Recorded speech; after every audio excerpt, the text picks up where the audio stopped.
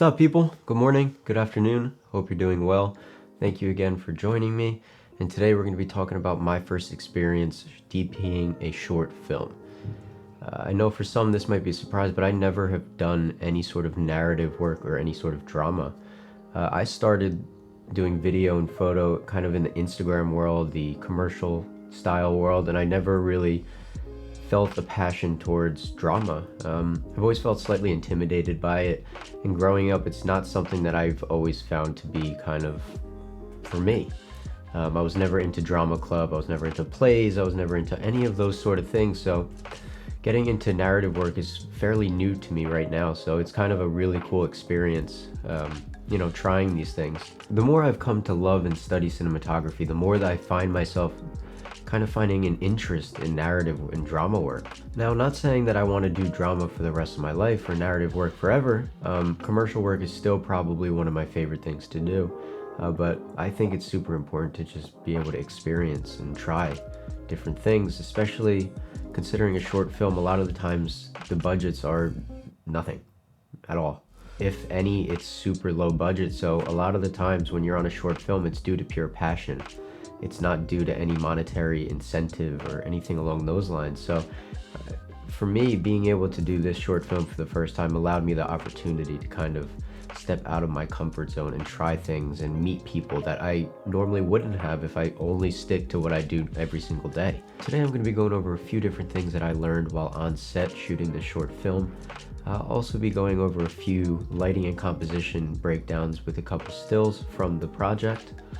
I think it's super important that any sort of creative, whatever you're, cinematographer, director, audio guy, whatever you are, after every shoot, kind of just take a step back and reflect on kind of the project and see if there's any things that you could have done better or differently, just so the next time, the next shoot, you'll be a little bit more prepared and you'll feel a little bit more confident in yourself. Alright, so without further ado, let's just step right into my first lesson. Lesson number 1, discuss references and expectations. So first and foremost, as a DP, your main focus and job is to take the words that you see on the script and take your own interpretation and translate it into a visual scene. And that all comes down to lighting, composition, camera movement, anything that goes inside the frame. That's pretty much your job. It's really important to talk to the director beforehand and make sure that you guys discuss references, whether it be color, mood, tone, camera movement, composition, lenses, whatever it is. That really allows you the opportunity to get a better understanding of the director's vision and how you can help the director kind of interpret that script into what they're envisioning. So when discussing visual references and ideas and thoughts, it's super important to be kind of transparent and honest with each other. If the director shows a visual that involves a huge crane and just a massive amount of equipment and your short film has $0 to the budget, you might have to just go to the director and say, hey, listen, this idea, I understand the mood and I understand the feeling you're going for. We can't really accomplish it this way, but how about we try it this way? So on set, a DP's main job is to be a problem solver. When that director comes to you and says they want to do this, this, and this, and you can't do it, you have to be able to problem solve and figure out a new solution, whether that be a cheaper alternative or something that might be just better suited for the scene. That's pretty much my first lesson here, is to be more transparent and more honest about what can be accomplished and what can be done, and having that open relationship with that director. Lesson number 2 is to step back for a brief moment. Now for some this may seem obvious, but for others you know exactly what I'm talking about. So when doing a no budget short film, you tend to not have the luxury of time. And when you don't have the luxury of time, a lot of the times you are rushing and you are trying to get every single thing done as quickly as possible because you want to be able to accomplish and finish the film. So after reflecting on the shoot and looking back at some of the shots that I filmed, I realized that I missed certain ingredients in lighting and certain different things that would have made the scene look just a little bit better.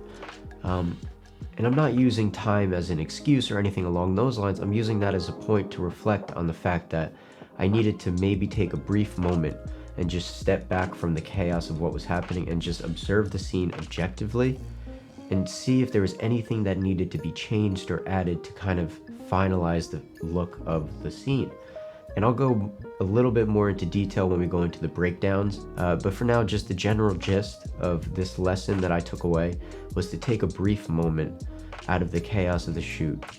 Take a moment for yourself, step back, look at the scene, look at it objectively, and see if there's anything that could be done based off of the basic principles that you know as a cinematographer. And that'll really help you feel more confident in what you're shooting.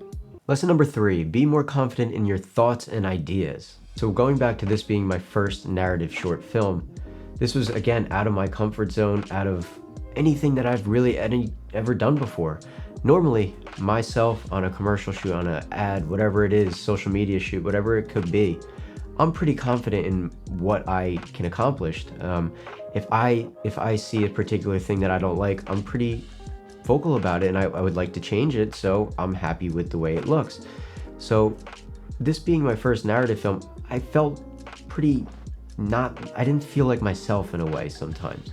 I felt a little kind of in my shell, like a turtle in my shell a little bit, just because I haven't experienced what that environment has been like before. So I was kind of almost observing the scene and observing the environment around me without kind of putting my own 2 cents in like I should have. So looking back on it now, I definitely would have loved to incorporate more stills into the film. The director wanted to do mostly handheld. This was kind of a thriller horror short film, and she wanted that handheld kind of look, which I loved. I thought it was great. I just thought that there could have been some more stills in there to kind of focus on composition and focus on the dialogue without there be kind of distraction of moving, but I wasn't vocal enough, I wasn't clear enough, I wasn't direct, I didn't state my opinion strongly enough, so I kind of just went along with the flow and shot everything 100% handheld. This is a big learning lesson for me because as a DP, it's my job to be the visual representation of the words from the script. So she hired me for a specific reason. She asked me to film because she liked my style, and it would be completely wrong for me, or it'd be doing the script, the film, the director an injustice for me not to speak my mind and speak any opinions that I feel would benefit the visual aspect of the film. Because again, that's my job, is to be the visual interpreter of the script. So looking back at it now, I need to be way more confident in myself, voice my opinions, make sure they're clear, concise, and they have valid points that back up the reason as to why this will benefit the story opposed to the other style of shooting. So if you're able to communicate that correctly and directly and concisely with the director, they should be able to trust your intuition because they're the one that chose you to be the DP. All right, so let's start the lighting and composition breakdown. First things first, the name of the short film is called Neverworld. It's by director Alexandra Sampton. She is based out of New York City, and this is my first time working with her. This was a kind of thriller short film. Without further ado, let's just dive right into this first scene. Alright, so for this first scene here, it is a side profile of one of our main characters, and he is sitting at a kitchen table with a bunch of other characters. The general lighting setup that I had for this particular scene was a quasar tube set above the table to imitate a kind of kitchen light overhead. The director wanted it to be super warm, so I set the color balance to 2000 Kelvin. I also had that on a dimmer, so it wasn't as overwhelming and bright. So I can't show any sort of motion or any sort of clips. I can only provide some stills. So this was handheld, so there was some slight movement here. But the main focus was capturing the dialogue and the emotion of what he was saying. So I wanted to kind of get a little bit up close. I think I was at 18 millimeters. On my lens, and I was fairly close to the subject. So going back to what I said before about rushing certain things and not being able to accomplish certain lighting things just due to actually forgetting and being in kind of a time crunch, the first thing that we'll discuss here is the key light. So essentially, I only used the lamp as a key light to light the subject's face as well as the overhead. Now looking back at it, what I would have done was add a secondary source key light with a soft box attachment over here on the right side of frame, probably somewhere right around here, shining right over to this side of his face. And essentially that was going to be kind of to motivate the lighting from the lamp. Now I didn't do that because I was just in the heat of the moment and I forgot. But looking back at it, that would have definitely upped the look and feel of this particular scene. I would have been able to bring the exposure up a little bit more. And the next thing that I would have done differently for this scene was add a little bit more negative fill on this side of the face right here. So I think there's a little bit too, for the film that we were going for, in the look of the moodiness and the darkness of the film, I would have definitely added just a little bit more negative fill here, just to create a little bit more contrast. And the last thing that I would have done is add just a slight hair light right back here, just to kind of separate the subject's hair and ear and black clothes from the background. And that, I feel, would have benefited the scene a little bit better. So the next scene, you'll see we are in the hallway of an apartment complex, and we are now introduced to a new character, as well as showing some of the other characters in frame. So this lighting setup is very basic, and since this was kind of a no-budget film, I didn't really have access to any of the hallway lights or anything along those lines, so I kind of had to work with what I had. So as you could see here, the other subjects, the people in the foreground are kind of silhouetted. They're blurred a little bit, just to show the audience that there are people here that this subject is talking to, but they're not the main focus that your eye should be drawn to. So let's go back. So let's now look at the main character of the frame right here. He is dead center, so your eye is immediately drawn to him.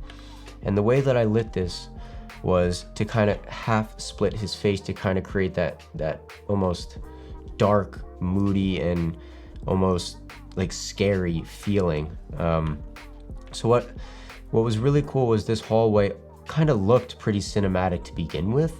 There were some lights on the walls about eye level, which was really kind of nice, and it was kind of softened by this like almost palette thing, clear thing, I don't know, but it softened the light a little bit, and the lighting color temperature in general was fairly warm, so that kind of just added to the overall tone, which we were fairly lucky about.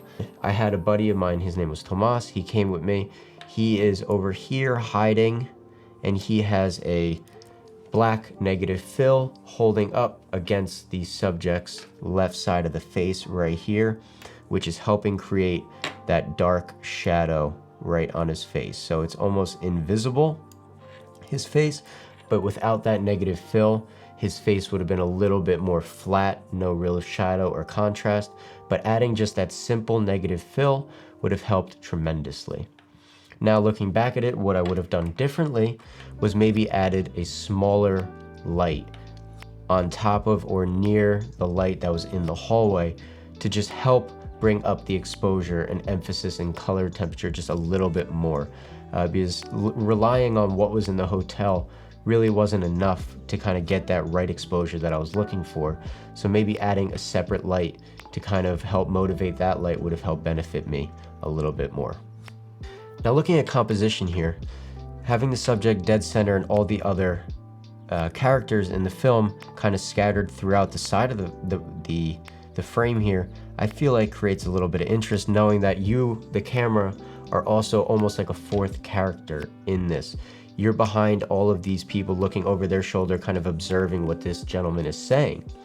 So a big aspect of this short film that I discussed with the director was she wanted the camera to feel like a fourth character, a fifth character in the film. So looking at this composition, it feels to me that we are looking and observing this character through the eyes of someone else that is standing behind these other characters. All right, so the last and final scene, we get out of the apartment complex and we are in the car in the middle of the city at night. All right, so for the last and final scene here that I'm going to be sharing, we are outside of the apartment and we are now in the middle of All right, so for the last and final scene that I'm going to be sharing with you guys, we are outside of the apartment complex. We are now in a car in the middle of the night in New York City. Not that this shot shows that we're in New York, but I'm just letting you know we are in New York. First thing you'll notice is the kind of warm color temperature that is kind of constant throughout the film. I wanted to imitate the street lamps that were in the city where we were, so I had a small LED wand that is RGB and had any color imaginable, and I set that to a very warm kind of orange color. I had my buddy Tomas in front of the car, high on the windshield, holding up the light, shining down on our subjects to kind of imitate street lamp. Just because the lamps in general couldn't light the scene well enough, so I added just a little bit more using that light wand, and that was the only thing that I was able to use as lighting for this scene because there were no outlets, there weren't anything along those lines, so I had to kind of improvise and use what I had to light this as best as possible. And when you're in situations like this, it's best to find a particular spot to shoot where there might be a little additional exterior lighting to help you motivate it. You don't want to pick a dark alley because you're setting yourself up for failure already. So I picked a spot where there was decent amount of lighting already, which helped with the basic exposure.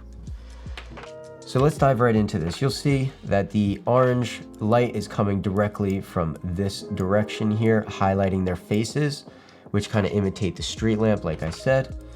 You're able to see the steering wheel over here, so you know it's a car that we're in, and you could also see the general shape of the car right here.